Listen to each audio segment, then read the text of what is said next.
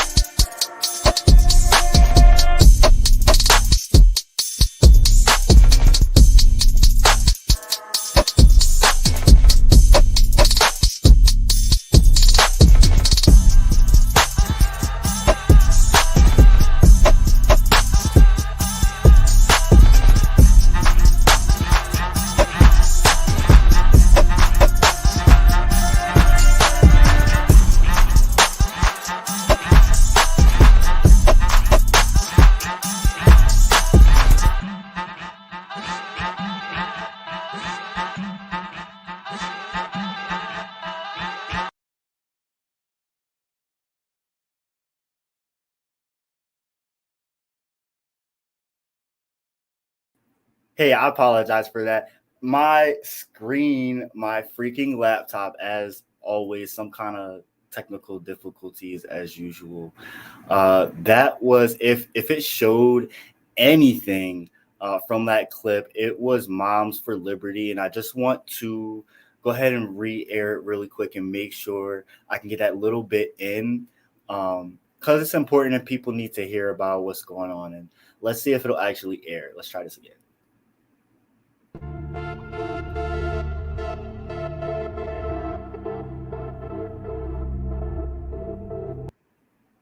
Well, what about the kids who are already traumatized and need those resources?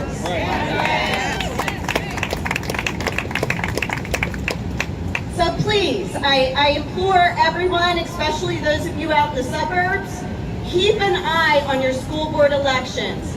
A lot of times with school board elections, a lot of us just go in and vote our party line and, you know, head back home. You can't do that this year. You really need to find out who the candidates are, what they stand for, make sure that what they're saying is what they actually do before you cast that ballot, because you don't want to go down the path that we've gone down at Penn Ridge.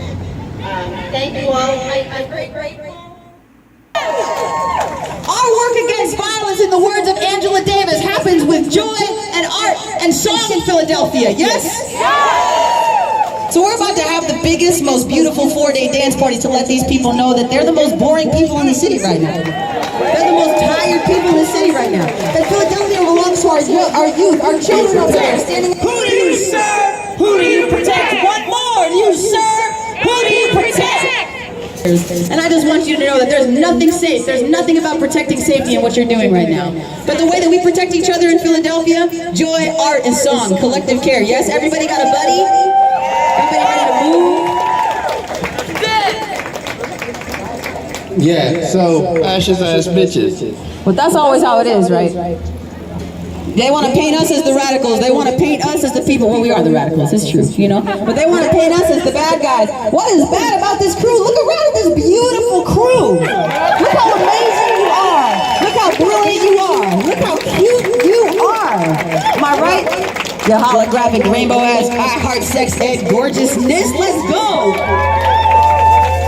So we're going to celebrate and share some music tonight. We've got a Rise Choir here to teach us some music. We're going to sing some stuff.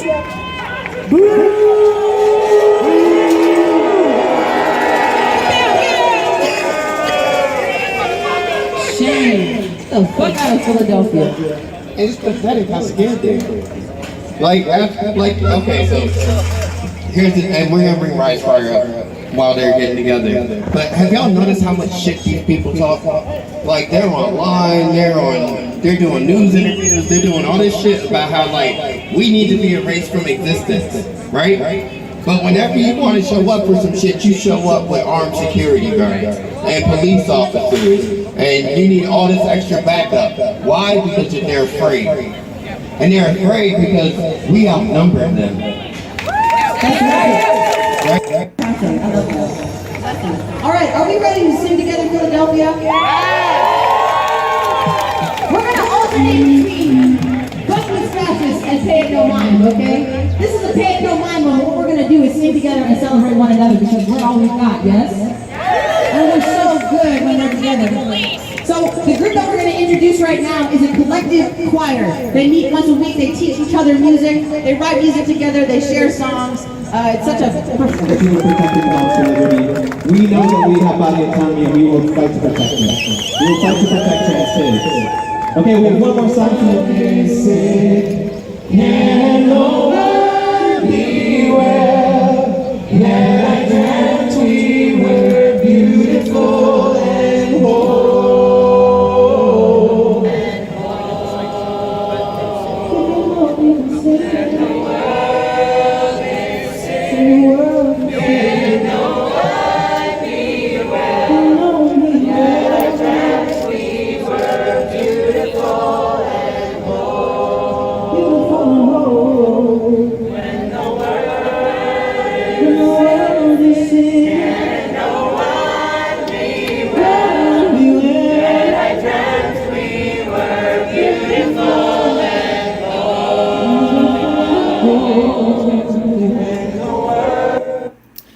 That just gives me such chills, that part, listening and excuse me, watching this, and just to be there, I wanted to like cry because the things that our community faces and goes through on a regular basis. I mean, we have to come out during Pride Month when we're supposed to be celebrating how far we've come to protest a radical extremist fascist group that wants to celebrate indoctrination and a hypocritical way of liberty.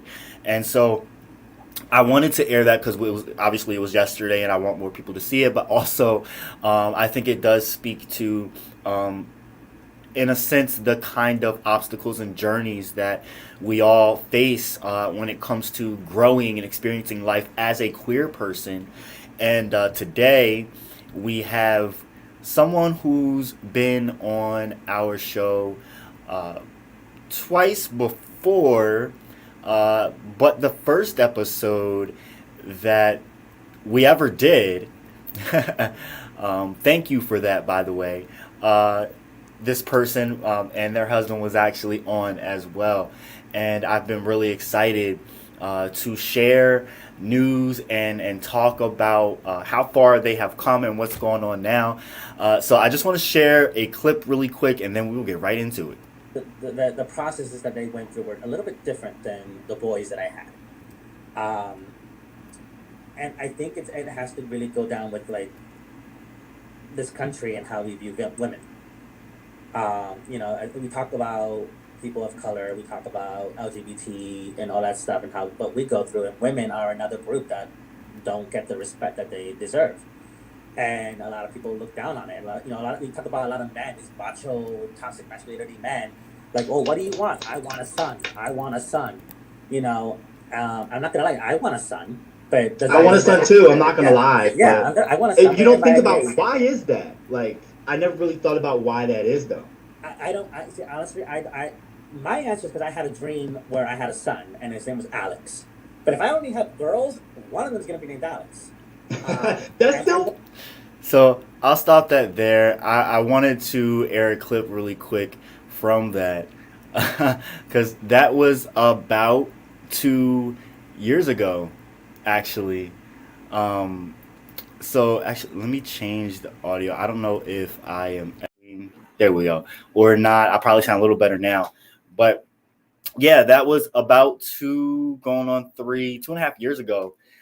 So Jose Ortiz, welcome back to the Leon Block Independent Media. It's been a while. You and I always talk and keep in touch, but the network and viewers have not seen you in quite a while. So in short, really quick, if you could sum up in 5 words, what has changed since that first interview? Yeah, I am a lot more tired now. What had changed was the biggest thing in that I got something I didn't think I was going to get, which is my success story. And I just want to make sure, can you hear me okay? Yep, perfectly. Since then I had succeeded. Well, my husband and I have succeeded. We actually have 2 little boys now that we have officially adopted. Yes. Congratulations. Thank you. Like, that's so awesome. So, like, how's it feel to be a dad? There's still times where, like, I'll look at my kids, and whether they're being cute, being silly, being bad, and I'm still having to remind myself that this is real, that they are there. I'm really looking at this little boy or these little boys, and they are indeed my kids, my sons. It still seems kind of like a dream, and I'm always afraid I'm gonna wake up and it's not gonna be real. So right. It's been a pleasure. It's been an amazing journey. It's funny because all those tears that even you had tears for me too. Yes. All of that just seems like it's like, okay, that was worth it. Like, that was nothing. I can't help but shed tears. I mean, I know y'all, but I know people that also shed tears too. It's something that other queer people, I'm sure, have a similar journey in some sense. Yeah, and that's one of the things I love most about this journey was that because you look up certain things, you look up like, how do I adopt, how do I do foster care, how do I do this and that. If you search something long enough, it's going to be an algorithm that's going to like put that stuff on your YouTube, your Facebook, and all this stuff was popping up of a lot of LGBT plus people trying to become parents, and you read some very sad stories of people who haven't yet made it or have given up, but you also see a lot more than I thought I would have, of people succeeding, and I'm very, very happy to see that. I don't want to be like, oh, I'm the only one. I want to see more people succeed, and I'm able to see that now. YouTube videos, interviews. There's a Facebook group called Gay Dads, and there's a lot of success stories there. People from different walks. It's not all like lawyers and people who make a lot of money. There's people like Michael and I who live normal average lives with normal average income, and they have succeeded or they're on their way to succeed. So that was an amazing thing to see. It kind of made it feel like we're not alone in this journey. Right. Do you think if you had been surrounded by that same exposure prior to, or do you think that you did not have the focus on that kind of exposure prior to this? But if you did, do you think there would be a different kind of outcome, or what do you think the outcome would be, or where would you be right now? I think if I had that kind of exposure to that kind of stuff, like, you know, that those kind of news articles and groups and all that stuff, I think for me personally, it would have definitely encouraged me, like at least let me know that it is possible. You know, because like when, like, just like with that clip you showed, like, you know, they want to keep us down, they want to stop us. And they actually said something in that clip that I said in one of our interviews, is that why are all these people trying to pass these laws to stop us from accomplishing marriage and accomplishing adoption? Why are they trying to fight so hard against it? Why? Because we're doing it. We are doing it, and they are afraid of that. You know, so having these groups would have actually encouraged me to know that it is indeed possible. But I think there was more exposure like that, speaking outside of me and Michael, to people like you, people who and other people who want this, but also people who don't want this, to let them know, look, this is happening. You know, look at us. It's not just me. It's not just Jose Ortiz. It's you know, Sean. It's Lisa. You know, they're all doing it. And I think exposure like that is important. Like share your story. You know, yes, I managed to get married in my country. Yes, I managed to adopt. I think having that exposure works not just for those of us who need the inspiration, but it's important for those those out there who are either not sure if they should fight for it, or people who are trying to fight against it. Let them know you can't stop us. You know, I think that exposure is very, very important. It's a statement in itself. And then also we talk a lot about visibility. Visibility means everything. And a lot of times when you get to a different place in life, you end up we always see ourselves in other people and a reflection of ourselves. So it's comforting for me personally to know that you have found basically a support system, and like your outreach and ways to navigate this. Like there is no like surefire way to navigate this, but like, you know, that there's other people that are navigating it too, and are very well aware of that, which says a lot for people like myself who may go down that route someday, you know, that there's other people out there that I could reach out to for the exact same support. Definitely. And that's been, you know, I always had a good support system, you know, but there's something about seeing people you don't know, seeing other people who look like you, speak like you, think like you, who aren't in your friend circle, your family circle, and seeing what they went through. You know, if they failed and you share, if I I didn't succeed and I tell you what I did from A to Z, what did I do? And you can look at them and be like, okay, well then I know not to go that route, or I know not to do this, or whatever, you know. And then when you succeed, also share your story, obviously, because it's not only happy, but it kind of helps guide people in which way to go. So I think that was the biggest thing, is that I realized that I didn't just have my usual support system that I've given praise to in all these interviews we've done, but the support system out there, people who don't even know me, who just by sharing their story either motivated me or showed me what not to do or what I should be doing that I'm not doing. That was a very important thing. And it was also great seeing people that were different, like not different, but it wasn't all the same kind of people. It wasn't all people in the, like the same tax bracket. It wasn't all people who were white. It wasn't all people who were Latino. You know, I saw Black people, Asian people, gay people, lesbian, people who are, you know, trans, non-binary. It was very, very awesome to see this. You know, I mean, we still have a ways to go. You know, as you know, with the clip you showed, obviously we still have a ways to go, but you know, we are making it happen. And you know, it's there's a lot of beacons of hope out there. Do you feel like before it was like for example in the clip from the first episode that we did, do you feel like you were maybe isolated or alone, or we've come a ways since then, or like any variation of the three? I didn't realize how alone I actually kind of felt in this. Not because I didn't have people cheering for me. I mean, you've been one of our biggest cheerleaders, definitely felt that. But when you're not the one going through that journey, you're not the one that's being rejected. You're not the one who's being told, no, you can't have this child. You can't do this. You can't do that.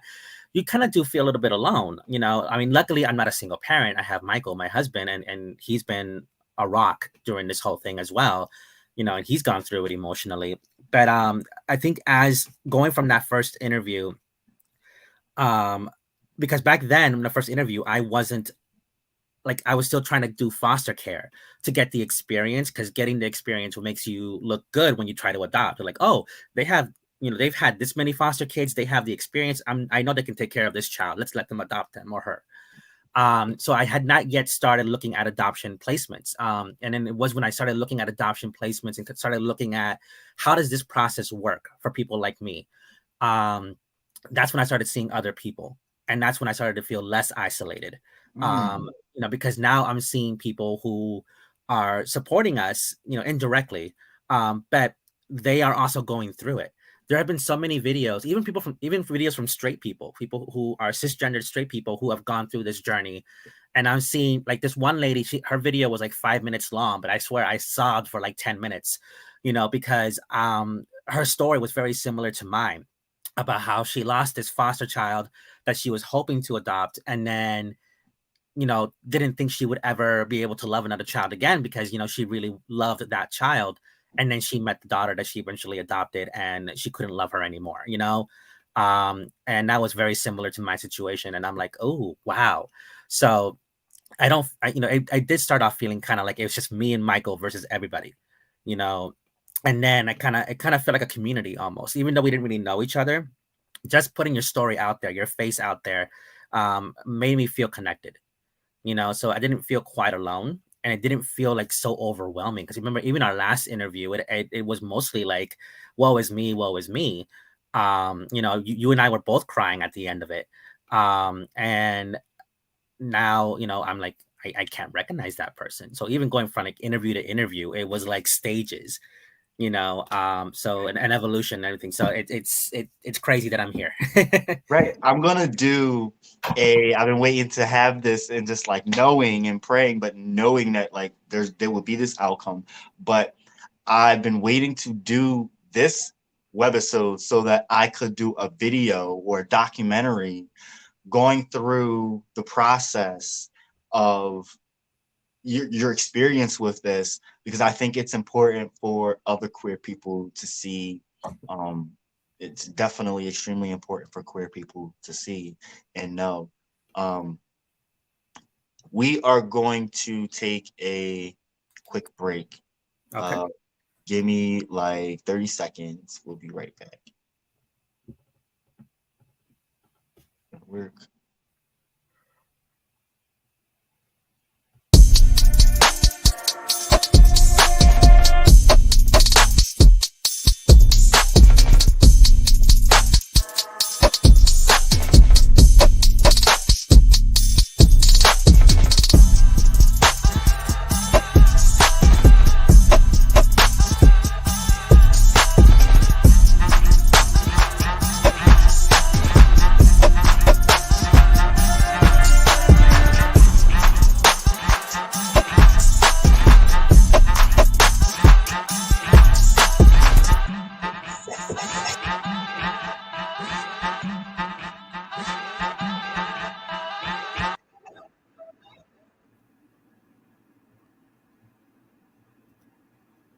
All right. Can you hear me okay? I can. Awesome. So I really just wanted to put the spotlight on you really quick, in like a minute time. I want you to recap like what has happened in you and Michael's journey over the past 2.5 years. Okay. So when we first started talking about it, we had been doing this for I think 3.5 to 4 years. We were trying to figure out how to adopt. We went through an agency, signed up with them. in order to do just adoption. And this agency did babies. They most likely it was going to be a newborn baby that you take home from the hospital. They did occasionally do older kids, but mostly it was babies. And we were trying to do that. We tried to come up with the money. It would have cost us estimated about $45,000 just for one child, which we were like, wow. And now you didn't have to pay that all at once, but we were like, you had to bring up certain parts of it in certain time frames, and we were like, we don't know if we can do this, and we ended up. And that was like what we had broke down in the first episode. Exactly. And that was our first major blow, because like we could afford to take care of children. We could afford to buy diapers. We could afford to buy formula. We can afford to take care of them, doctor's appointments and spend the time with them and everything. But we just couldn't afford $45,000, like up front like that. So that was our first major blow. We kind of felt like we failed, and we were just trying to find other options and doing research. And there was a lot of material to look through. When you go online or you try to find resource books and stuff. So we were like kind of overwhelmed. Then my mother-in-law saw this news story about these two men who adopted I forget the exact number, but it was quite a few siblings. And they ended up bringing them all together and adopting all of them through the foster care program. And Michael got in contact with them and asked them questions. They were very kind to answer our questions. They took time out of their busy schedule with all those kids to talk to Michael and answer all his questions for him. And then Michael brought all that information that he got from them to me, because I was very like, I don't want to do foster care. I don't want to invite a child into my home and then have them, go away. But he gave me all this information. He came prepared to kind of counter all my concerns. And so we decided to look up local agencies and become foster parents. And our first experience was a kind of a rough one. Our first foster son was a little, I just gonna say it didn't end well. And we did have to have him removed from our home, which was another blow to not only to our ego, but to our hearts, because we were like, oh, we failed again. Then we ended up getting a baby boy that we absolutely fell in love with, and it looked like we were going to be able to adopt him because the birth parent was not doing what they had to do to get him back. And then after only doing what she had to do for like a month or so, they said, okay, that's enough, you can go back to her. So a week before Christmas of that year of 2020, we ended up losing him. He ended up going back to his mom. And then there was a lot of back and forth, like, do you want him back? Do you not want him back? We're taking him away from her again. So it was like, and then they were like, never mind, we're going to give him to this person instead. And we're like, break our hearts, why don't you? Right. I was just about to say heartbreaking. Yeah. So it's like, you broke our hearts the first time, then you offer him back to us and then give him to someone else. And it's like, you did it again, So it was a lot of ups and downs in the last 2 years. And then after that, we were like, you know what? We have enough experience with foster care.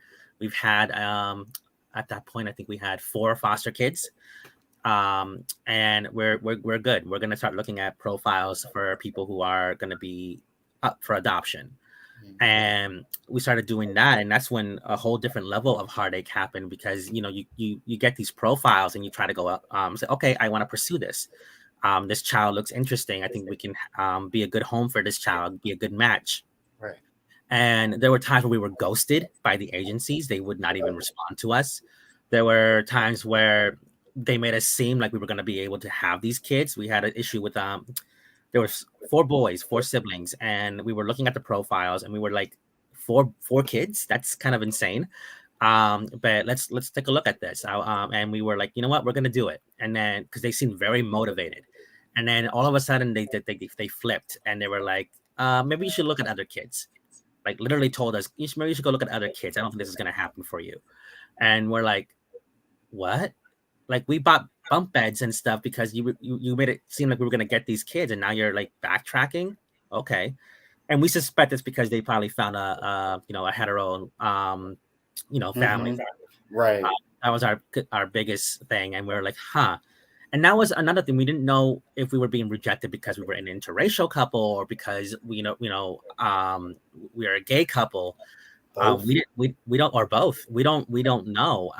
You know, sometimes you do know why, and it's not bad. But sometimes when you don't get an answer, your mind wonders, like, Mm-hmm. Right. because you were all hot under the collar to get those kids in my home, and now all of a sudden you're not. Right. So it was a lot of back and forth, and we were tired.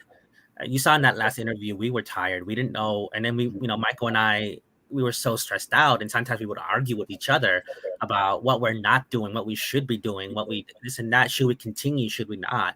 You know, and that was something that I was like, no, as much as I want to be a dad, I don't want this to come and ruin my marriage. I also don't want it to put me in a permanent state of depression either.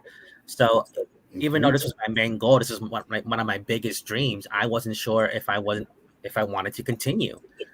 And then if you remember in the last video we did on this topic, I had mentioned that there was a little boy that they were trying to get us to pursue him. Yes. And we had said no, not because of the boy, because there was nothing wrong with him, but because we didn't like certain things that we were hearing about what we would have to do as far as visitation with the biological family. We would have to go so frequently, and they live 2 hours away. We would have to take them to visitations so frequently that we couldn't fit that in our schedule. So we can't do that. But they kept insisting, and then they said, well, we'll do this for you. We'll do that for you. So after that interview that we did, we actually went and we met this boy. And we completely fell in love with him. And he had this amazing light to him. And we were like, Mike and I just looked at each other and we're like, yep, he's the one. And but the biological family ended up being like, you know, really, really welcoming and very, very sweet. And we could tell that they really wanted what was best for the kid. It wasn't that they didn't want him, or it wasn't that they couldn't have him. It's just that they couldn't take care of him. There was other stuff going on that prevented that from being a feasible option for them. So the only other option was to put him up for adoption. And so that ended up happening to us. We ended up having visitations with him in his home, and then he would come to our home and spend some time with us, some overnights, some weekends. And then next thing you know, in November 27th of 2021, he officially moved in as our foster son. Yep. And he is just this amazing kid. He is on the autism spectrum, and he was listed to us as mostly nonverbal autistic. And when we met him, he would speak, but he would speak in like one word sentences, like up, down, yes, no, help. You know, he would only speak like one word sentences. And even though he was 7 years old, he still also wasn't potty trained fully. So he still had to wear pull-ups. So we brought him in and we really worked with him. His education became a big priority for us, making sure that he was doing what he had to do, but also he was giving every opportunity to be able to do that. And then eventually he ended up improving. He was fully potty trained before we knew it. And then he's speaking full sentences. I mean, he still has a way to. Yeah, like he wanted ice cream. We're like, he's like, ice cream, and I'm like, how do you ask for that? He goes, I would like ice cream, please. So he's improving so much. Michael's been very much like, oh, I wanna do this. I wanna make sure he gets the help. So like, if you go into our house, you'll see like labels everywhere, like light switch, chair, TV. With little pictures, and like our house looks like my first word book, and that helped him out. He's doing so well. He's been in a musical already, and he's going to be in another one this July. He's going to be in The Wizard of Oz. You know, he has improved so much, and he has just been, and he's just this amazing ball of love and affection, and he's so intelligent. He's just this amazing kid. And in September, the day after my birthday, September 22nd of 2022, he officially became our son. So, so after all this time, me wondering, and I'm literally saying to you, I don't know if I'm going to have my success story. Right. You know, about almost a year later, I ended up having that success story. And it was actually because we went for him. We didn't say no like we originally did. We went for him. We actually ended up having another surprise. And he has a baby brother, a biological half brother, and the birth mother wanted to know if we would adopt him to keep the boys together, and we were like, yeah. Yes. So now we have he's a year old now, but we had him since the day he was born. Yes. We're actually in the delivery room, which caught us by surprise, and we got to name him. So he's been an Ortiz since the day he was born. He was never under any other name, and in December, I believe it was the 20th, December 20th, he was also officially adopted. So now Michael and I are the official fathers of two wonderful little boys. We have Lucian, who's the 8-year-old, and then we have Alex. If you guys have seen the videos, you know that I've had dreams. And the funny thing is, I love that you posted that clip of me saying I used to have these dreams where I had a son named Alex. Right. Because both my boys are my dream come true. And I want to make that clear before I say this following thing. Both my boys are my dream come true. But Alex, when I say that about him, I mean that quite literally. Because when I was young, I had dreams, reoccurring dreams, where I had a son named Alexander, which means defender of mankind or protector of mankind. And I'm big into superheroes, so I was like, that's gonna be my son's name. And then after we got Lucian, we had to go to a court hearing to kind of, while he was still a foster kid, you had to go to certain court hearings to see if the biological parents are doing what they're supposed to do. Right. So we had to go to one of those hearings, and I think 2 days before, I had a dream where I was walking upstairs and Lucian, my son, was playing with some toys in the nursery, and I had a baby in my arms, and I said, Lucian, you have to put those toys away. We're going to be late for your baby brother's birthday. And so I had a dream where I had a half brother of Lucian, and his name was Alex, and the mom had asked us if we would adopt him to keep the boys together. 2 days later, we go to the court hearing, and they do what they got to do. They talk to the birth mom. They ask her questions. And at the end of that court hearing, the mom reveals that she is pregnant and that she's going to give the baby up for adoption. Mike is sitting right next to me. He turns to me and goes, your dream. And I'm like, I told you I'm a witch. Like, so, to have those dreams when I was younger and then have that dream right before we find out that, he is going to be coming into this world. I was like, I literally call my son Alex my literal dream come true, because I dreamt him into life, kind of. And it was kind of weird like that happened. But, both my boys, I am tired, I am stressed, but I am also very happy and blessed. Like it's an amazing thing. And like, you sometimes feel like giving up, and because the heartaches when in this journey, like the heartaches are really heartaches and letdowns, and there's no guarantees, unfortunately, ever in anything in life, really. But in this, there's no guarantees, and so it's scary thinking, because you're getting older, and you don't want to be like a 50-year-old father to a baby, because by the time you graduate high school, you'll be like, very, very old. But not knocking anyone that wants to be a parent at an older age. I don't want to put that out there, but I know for me that's not what I wanted. So like the years are going by, it was like good 4 or 5 years that we've been trying, and it's been heartaches, and to finally be on the other side of it. And now I'm no longer on the road to adoption. I'm on the road of parenthood, and having to be the one to make the rules and be like, hey, you're not gonna do that. You're going to do this homework first, do this, do that. You got to go to rehearsal. You got to do this, don't touch that. Don't put that in your mouth. It's amazing. And then get to have the cuddles and the arts and crafts and everything. It's amazing. I couldn't be happier. Aww.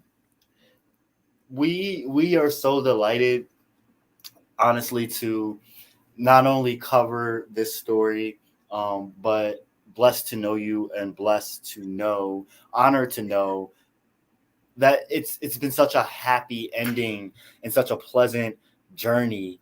One of our correspondents, Ghost, is in the chat. You saw what she said? I meant no offense, I promise. I'm 47, so does that make me old? But you're also a grandmother. Hey, shut your mouth. No, dig that hole deeper. Why don't you? I'm just saying. I mean, Look, everyone has y'all their are different old. timeline. I'm still young because I'm 21 forever. So I don't know what the fuck y'all talking Mhm. about. I'm sorry. You're as young as you feel. You're 47 years young, Right. not old. Right. Period. Actually, while you're I'm here, 36, Ghost, you I got feel any questions 47 for so bad.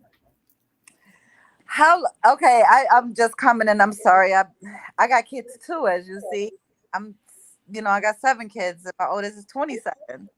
So my question is like, how long have you been dealing with the adoption, and do you want any more kids after 2? You know where I'm going, Jontel, right? Yeah. Usually when I get asked the question, "Do you want more than 2 kids?" it's usually followed by, "Do you want some of mine?" Yep. No, we had tried. I believe it's like 4.5, 5 years is how long we were trying to do this.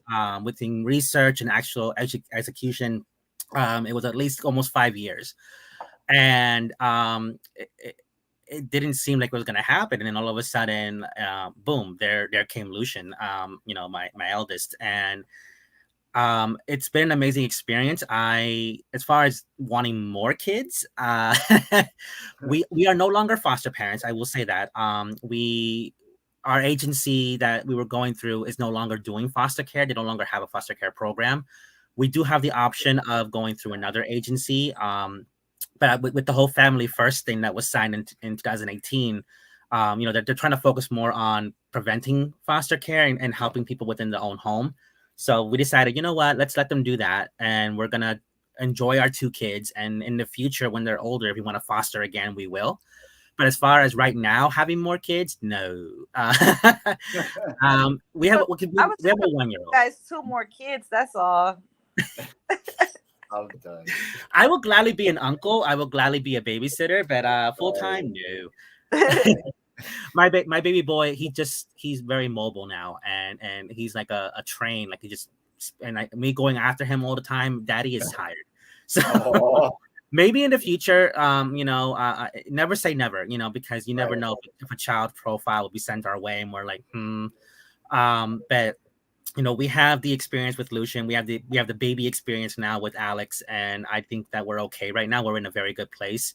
But not only that, but we also want to make sure that any child that comes into this home will be taken care of, not just loved, but we can feed them, clothe them. Right. And more kids means more money. I mean, you have 7, so like you know what that's like. I mean, I hear 7 and I'm cringing. I'm like, whoo, you are strong. Gotta lie. But kids are a blessing. So how old are you? My eldest is 8, and then my youngest is a year old. Oh, so you got a pretty far. That's not too bad. You got a far apart because 8-year-old help with the 1-year-old. Oh, he definitely does want to help, except when it comes to diapers. Like that, he's like, nope. He's definitely a good big brother, and seeing the bond between the 2 of them is amazing. I mean, they are biological. They're half brothers. They have the same mom. But the bond that they have is amazing. Like even now, when my eldest goes to rehearsal for the musical he's going to be in, the baby is left behind with me, and he's like, Lucian, like he's like looking for him and actually saying his name. Because he loves his big brother so much, and Lucian loves his baby brother. So it's a blessing. I can literally put them in like this one area to play, and I can just sit there and watch them play all day. Like it's just the bond they have is amazing. So yeah, they definitely are. Girls that fight all the time. So do you want some? I'm sure that's gonna happen. Like Alex is gonna get one of Lucian's toys, and Lucian is not gonna have it, and I'm gonna have to be like, y'all, I don't have patience for this. Right. But I mean, it's later in their teens, and even when Alex is more of an adolescent, I can see it happening. My siblings and I, we argue like cats and dogs sometimes. So but for now, I'm enjoying the bliss of of love and bonding. Yeah, give it several more years. You won't. Yeah, really, in different situation. We're gonna have to do another follow up. I'll be fully bald by then. John Chelsea is what I go through. Right. Mm-hmm. It'd be like, who raised y'all? Oh, right, that's me. Yeah, my Yeah, kids I love it. have no type of home trainer whatsoever. You got to make sure that, like, I mean, I see updates of, I've been see, I know the whole story, but viewers haven't. But so I've been able to see the process and how things went from blurred faces and talk of things and stress to slowly being able to like be more open, and just it's beautiful, honestly beautiful to experience, witness the experience of pure love. And it's purely beautiful, and I couldn't think of a better way for us to end Pride Month on, despite all the things that we all go through. I think that making sure that we protect our youth at all costs is the best thing that we could do as people, as humanity. And I really commend you for doing your part and being bearers of the next generation. And there's a lot of things that has come with that, and you still, above all odds, I remember, like, you were talking about, you didn't know if you wanted, like, you know what I mean, like, you didn't know if you were going to get through this, but at the same time you knew that it was like your destiny, you know and that speaks a lot to Talking, Jontel, because you're giving. I mean, it's all true and facts. And as you know, I'm learning a lot about the same sex and everything else in a relationship. So I don't want to say I'm ignorant. I'm getting educated, is what Jontel always educates me a lot. Yes. So my question now to you, and I'm not sounding ignorant, I'm learning. So, do you guys get discriminated because of the fact that you're raising these kids as your own? That's actually a very good question. But directly, no, we haven't had anything directly aimed towards us. However, when you see people trying to protest, a lot of people are very public with their not ignorance, with their hatred. Let's not call it ignorance because they know exactly what they're doing. right. And they don't want people to, like us, two dads, two moms raising children. They're using the whole "let's protect our youth," the "don't say gay" bill, the whole thing against drag queens reading to children and all that stuff. Right. And they're saying, like, kids are not going to be happy being raised by two dads or two moms, and you see that on social media, on the news. I have a coworker who, for some reason, every day when he comes into work, he puts Fox News on and the thing, and I'm like, oh Lord, here we go, and they talk about that, but all I have to do is really sit on my own couch in my own living room in my own house and look at my kids, yes, my kids, and see how happy they are, and I'm like, this speaks out against you. My kids are happy, they're healthy, they are good, and they want to be here. My goodness, I like getting that kid to, like, that baby to stay away from us sometimes is like he wants to be near us. I have a family friend, a very close family friend who is gay, and he has two biological children. And he has both his kids are amazing people. They're grown now. And they've led wonderful lives, and that just goes to show that we can definitely do this. So, like, directly, no. I'm sure there might be some people who might give us like the side eye, but we pay them no mind. We don't really notice. So we haven't had any discrimination directly, thrown at us, but indirectly through like social media, quote unquote news outlets, and stuff like that, and even sometimes protesters. Yeah, we've seen it out there, and it is out there, but That's why I asked, because I mean, there are very like racist here. Is you hear mine in the background? Yes, it's done. It is. I'm talking. Hold on. So that's where my question is, because I see a lot of hatred here in Akron, not with the skin of our color, but because of the fact that and Jontel probably know what I'm talking about, and I'm about to get ready to call him out of his the name Christopher James Anderson is claims that he's black, but he's not black.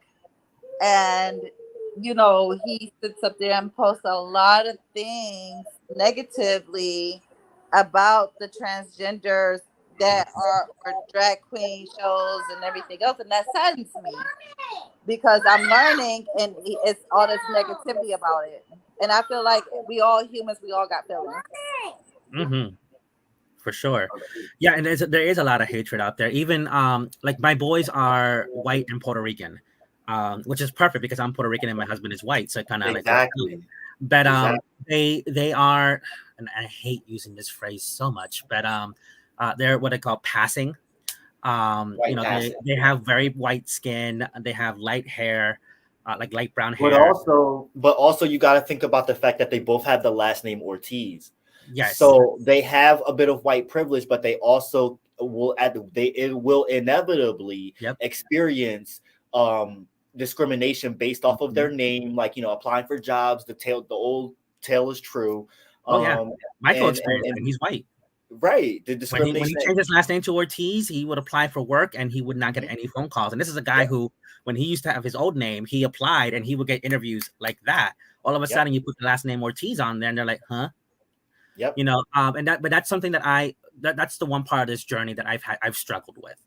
And I'm gonna try not to get emotional, because I do video journals on this laptop, and I have one where I did cry because I didn't know what to do. But because my boys are part Puerto Rican, and I'm full Puerto Rican, like I want to teach them of my culture. I mean, who else? You know? And I was afraid to, you know, because like they are white, they look white, and then I look white on this screen because of my lighting, but I'm not too dark. I am light skinned, but I am tan. Right. I look Latino, and I get biracial. I'm sorry. I said I get mistaken that I'm Puerto Rican or Arab but I'm actually biracial. I'm black and white. Right. Profile it happens a lot. something else, and I'm like, yeah. Yeah, and when you look one way and your kids look another way, people look at you like, yes, what's going on? And like people forget, like, hello, adoption is a real thing. Like, you know, but you know, I had myself, speaking of privilege, I had a certain amount of privilege. For example, the fact that I am Puerto Rican, I'm not Mexican, I'm not Cuban. That means I am a citizen by birth.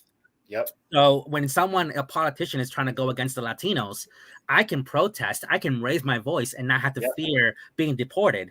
Right. Whereas my other Latino brothers and sisters do not have that privilege. If they get caught, get arrested, they could be sent back to their home country. Right. You know, so that is a level of privilege that I had. And another privilege I had is that I didn't really experience racism firsthand.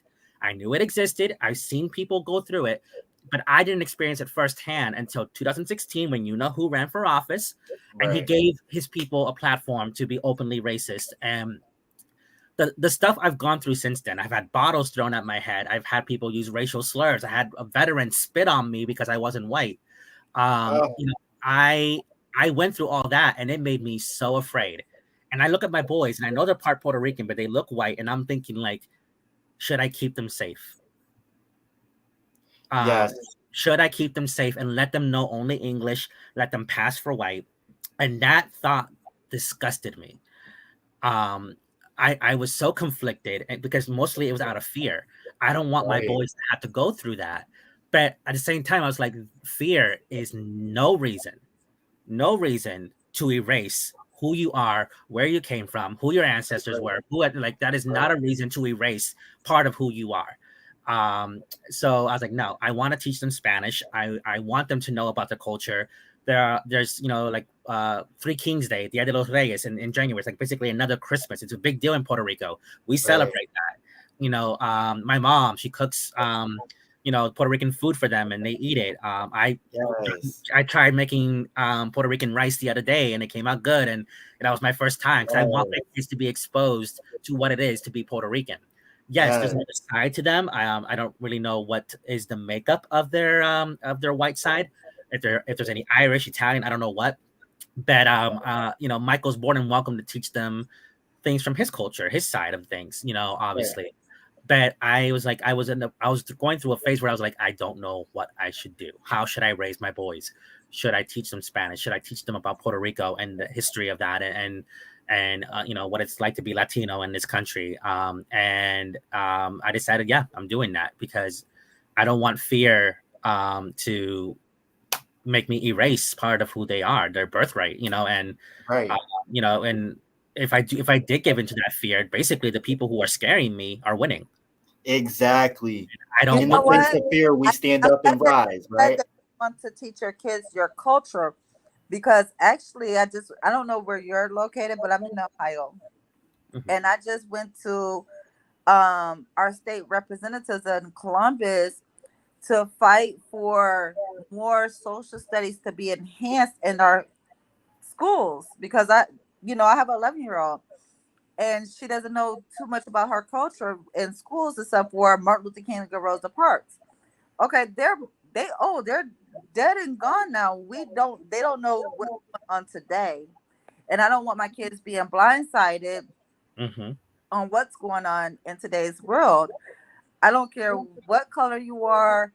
I want to learn all types of culture. I want my kids to learn too. I feel like everybody should learn, everybody's foreign language, because Exactly why everyone needs to see that Moms for Liberty documentary and protest Moms for Liberty. Stop Moms for Liberty. Hashtag Stop Moms for Liberty. Because they are trying to take all of that away from all of our children. Yep. It doesn't matter if they're queer, black, white, straight, doesn't matter. They want all of our kids learning nothing. Yep. Nope. That's why these kids are doing the things that they're doing. That's why the kids are getting bullied on. Mm-hmm. Okay, so we're working hard to get our bill passed here in Ohio. And hopefully it does get passed with our state representatives, to where my kids can hopefully learn about other cultures, just not theirs, but others. And Yes. hopefully we can end the bullying in our schools. Right. And that's the thing. I've always been fascinated by other cultures, and like I love learning about the history, the mythologies they used to have back in the day, Right. who they are today in this day and age. You know, what's going on in this country, that country. Right. You know, it's something that's very interesting to me. But like at the same time, education, because my son is school age. My eldest he goes to school. I education is a big concern of mine. We've had many meetings with the teachers and the principals and all the other people who are involved in his schooling. We're very active with his education because of that. And I look at back in the day when I was in high school, and now like I heard about, you know, during World War II, how we had Asian people being put in camps in the U.S. because of, they bombed us, so we're gonna put them in camp. And like I did not learn that in high school. That was nowhere in my history books. I was like, wait, what are you talking about? What? You know, it's not uncommon for certain things. Didn't you go to Coughlin too? No, I went to GAR. Oh. Don't you owe me?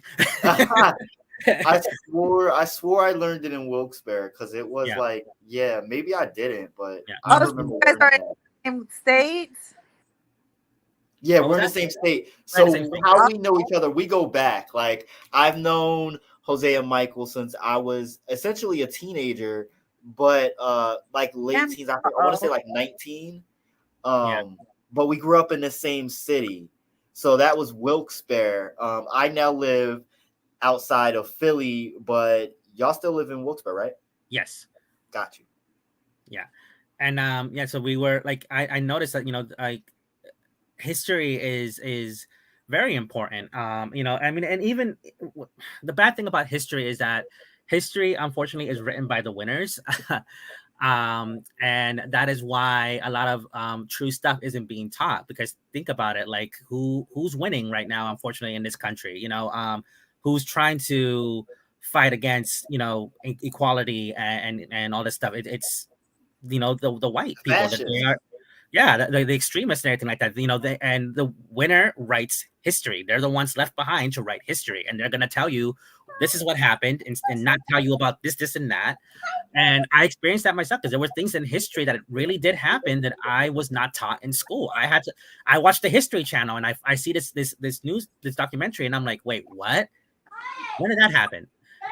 So education is very important. And now that I have kids, I realize that even more so. you know Being a dad has a lot of joys, as I mentioned before, but it comes with a lot of fear, a lot of concern. Oh You're yeah. worried about what are these kids learning in school, and what are they not being taught? Why aren't they learning about, Black history, Latino, Asian? Why is it all just, the same thing? George Washington did this, Martin Luther King did that. We need more. And it's bad enough that we're worried about whether or not our kids are going to come home alive, from school. Right. We also don't know what is being put into their brains. And I feel like they're over here trying to prevent a book from being read because it has one Mhm. sentence that talks about a same-sex parent, and they're worried about that book with one sentence not being read to their kids. Meanwhile, you don't know what the heck they're being taught in history class, science, and whatever. Like, there's more important things to focus on. That part. And that was, that's one of my biggest concerns is what are my kids going to go through in school, um, and it's very important to speak up and speak out against people who want to erase us from history, want to erase us from the curriculum, whether it be, Black studies or other cultures, or be it about LGBT. You know, I personally, if a drag queen wants to come and read a story to my kid, by all means, give me a coffee break. Like, I'm fine. Yes. Like, it's I don't care. I mean, are there some drag queen shows that I would not be taking my kids to? Yeah, Right. because Of in the course. club, there's they're sometimes they're wearing almost nothing and whatever. But Right. guess who's not supposed to be at the club watching that? My Right. 8-year-old. But if a Right. drag queen comes in a nice dress, and they're covered, and they're wearing their big wig and lots of makeup, and they want to read a story, go ahead, do it. you know um I'm very much a part, like, it's not Bianca Del Rio's job to protect my kid. It's my job. Right. If you don't Right. want you That don't part. Yeah. And what this is one meme, I posted it recently on Facebook. I don't know who originally created it, but it says freedom of religion, because that's basically what they're using as an excuse, is their religion. Freedom of religion means that's against my religion, I can't do that. It does not mean that's against my religion, you can't do that. And I stand behind that, because, like, my kids are not going to be limited because you feel they shouldn't be exposed to this or to that. It is up to me and my husband what is appropriate for my kids or not. And then when they're older, to make their own decisions, if they want to learn about something that I was not comfortable with them knowing, they're grown. They can do it themselves. But while Mhm. they're children, underage, under my roof, it's my job to decide what's good for them and not. Just like it's your job to protect your children. If you don't want them around drag queens, do I agree with you? No. But at the end of the day, that's your child.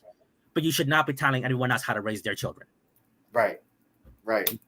That part, I put it to you like this, and this past school year has been like really rough on me and my kids.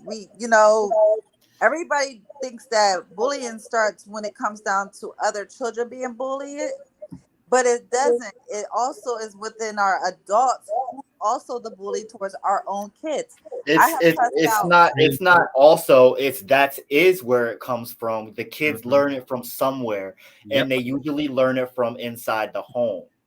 So the blame should never, I feel like the blame shouldn't ever be placed on kids. I feel Mm-hmm. like it should always be like, well, why are you doing this? Where are you getting it from? What do you really seek to get out of this, and why? I think those are really the questions, from my perspective, that we should be having. Right. And it doesn't matter what topic it is, to be honest. Mm-hmm. We got to get ready to get out of here.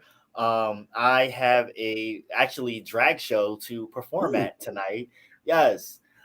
Yes. Like, all yeah, right. I'll send you pictures. Yes. Yes. Speaking of pictures, I always have been able to have the pleasure of seeing updates of your kids. But if you and Michael are ever feeling froggy and are willing to give the rest of the Leon Black independent media and viewers any kind of updates or like fun-filled pictures of things that you do, or like we said, visibility and exposure Yes. goes a long way. So fun photos do speak volumes Mhm. And of course, there's backlash. There's people that say harmful things, but just as much, there's people that say things full of love and support. Of course. And that's what we're all I about, being a socialist. Look, I'll show you mine if you show me yours. See, and that's what I'm saying. Like, we can keep this going. This is this. I wanted to make sure that we ended Pride Month on a good note, despite everything with Moms for Liberty and Yes. all the horrible things that they're trying to spew out. Us standing against them, and then us reminding ourselves that we're still human and that we've come a long way, and we're still here, and we're still queer, means a lot. Jose, I can't thank you enough for joining us today. It's been a long time coming, and I wish I had more time to talk with you, but you know you are always welcome. You are a friend here to the platform. You are always welcome to come and share your story about anything, because you know, the one time we talked about superheroes and people of color and representation, Yes. and of course, as you know, I would love to continue that topic, Of but course. also other topics as well. Like, specifically, I know we could definitely get into the Little Mermaid specifically. You know what I'm saying? So there's tons of topics out there that we could touch on. You and anyone else are welcome to hit us up at the Leon Block Independent Media. You can email us. All of the information is at the bottom of the screen. Y'all already know. Silk, thank you. It's been a pleasure having you join me as co-host today. Jose, thank you again for joining me. Thank you for having me. Of course. And if you ever decide I'm done. Girl, bye. Hey, she took her shot. You know, it's Right. I'm done. just call me if you ever think about having little girls. Just give me a call. Well, I'll let you do the test run. Okay. Play date. Right. All right, y'all. Have a good one. Be blessed. All right, you too. Bye, everybody. Bye.